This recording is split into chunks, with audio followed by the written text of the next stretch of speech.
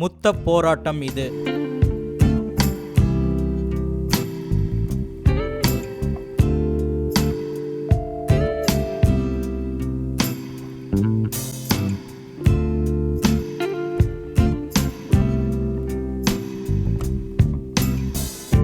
Chennai IIT மாணவர்களால் நடத்தப்படும் இந்த முத்த போராட்டம் கேரளாவில் பாரதிய ஜனதா கட்சியினர் காதலர்களை தாக்கியதற்கு எதிர்ப்பு தெரிவிக்கும் நோக்கத்துடனும் கேரளாவில் நடந்த முத்த போராட்டத்திற்கு ஆதரவு தெரிவிக்கும் விதமாகவும் இருந்தது.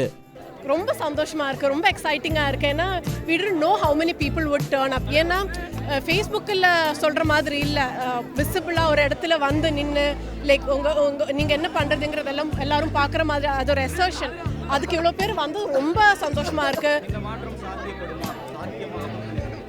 கண்டிப்பாக மாற்றம் சாத்தியமாகுங்கிறதுக்காக தானே நம்ம எல்லாமே பண்ணிட்டு இருக்கோம். ஸோ அந்த ஹோப் எப்போவுமே இருக்குது. இட்ஸ் நாட் ஈஸி, பட் அந்த ஹோப் கண்டிப்பாக இருக்குது.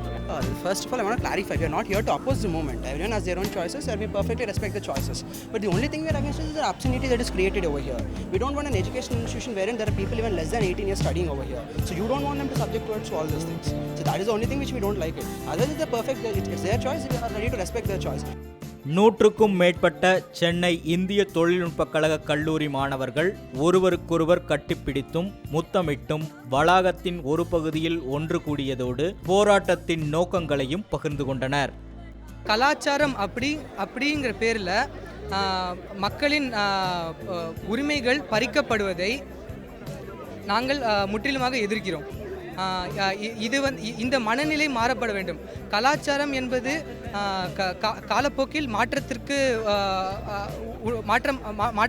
மாற்றம் அடையக்கூடியது.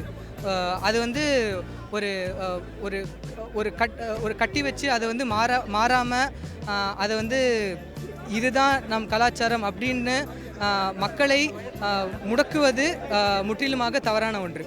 இந்தியாவில் பெருநகரங்களில் மட்டுமே எழுந்துள்ள இப்போராட்டமும் அதன் விளைவாக சமூக வலைதளங்களில் ஏற்பட்ட தாக்கமும் கூடிய விரைவில் தமிழக மாவட்டங்களிலும் எதிரொலிக்கலாம். சேக் பரீத், ரெட் பிக்ஸ் நியூஸ்.